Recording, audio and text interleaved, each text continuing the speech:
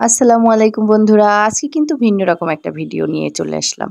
আজকে আপনাদের সাথে আমি একটি রেসিপি শেয়ার করব। এটা কি পাঙ্গাস মাছ। বড় একটা পাঙ্গাস মাছ আর তার ভিতরে হয়েছিল ডিম। সেই ডিমটাকে আজকে আমি ভুনা করব আর সেটাই কিন্তু আপনাদের সাথে শেয়ার করব।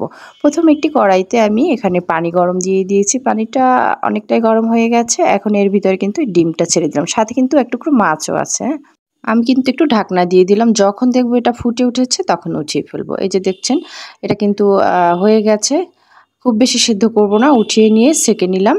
আর কড়াইতে এখন তেল দিয়ে তার ভিতরে দিয়ে দিলাম রসুন আর পেঁয়াজ।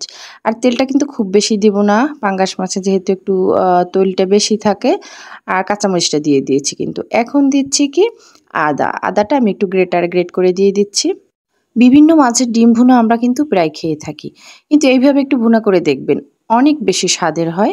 একটু ট্রাই করে দেখবেন আমি যেভাবে করি। তো আমি পেঁয়াজ, রসুন, কাঁচামরিচটা একটু ভেজে আর আদাটাও সাথে দিয়েছিলাম। ভেজে একটু পানি দিয়ে দিলাম। এখন দিয়ে দিচ্ছি হলুদ, মরিচের গুঁড়া, জিরা গুঁড়া, ধনিয়া গুঁড়া আর এগুলো সব দিয়ে আমি এটাকে কষিয়ে নিচ্ছি।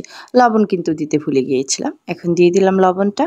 মশলাটাকে কিন্তু সুন্দরভাবে কষাতে হবে। একদম ভালোভাবে কষাবো যাতে কোনো মসলার ঘ্রাণটা অতিরিক্ত না থাকে। এখন কিন্তু আমি ডিমটা দিয়ে দিচ্ছি। ডিমগুলোকে আমি এভাবে কিন্তু ছাড়িয়ে নিয়েছি, হ্যাঁ? দেখতে পাচ্ছেন, দেখে নিশ্চয়ই বুঝতে পারছেন।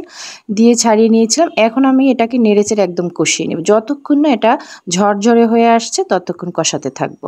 এটা দেখতে পাচ্ছেন, এটা কিন্তু একদম ঝরঝরে হয়ে গেছে। এখন আমি এটা পুরোপুরি রান্না হওয়ার জন্য পানিটা দিয়ে দিচ্ছি।